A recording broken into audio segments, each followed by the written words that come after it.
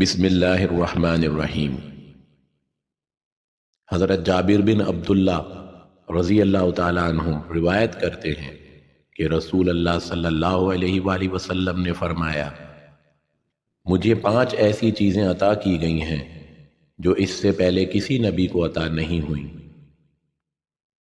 1 ماہ کی مسافت سے دشمن پر رعب و دبدبے کے ذریعے میری مدد کی گئی ہے۔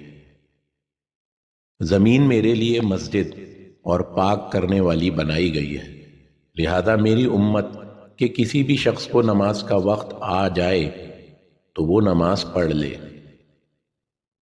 میرے لیے مال غنیمت کو حلال کر دیا گیا ہے جبکہ مجھ سے پہلے کسی کے لیے حلال نہیں تھا۔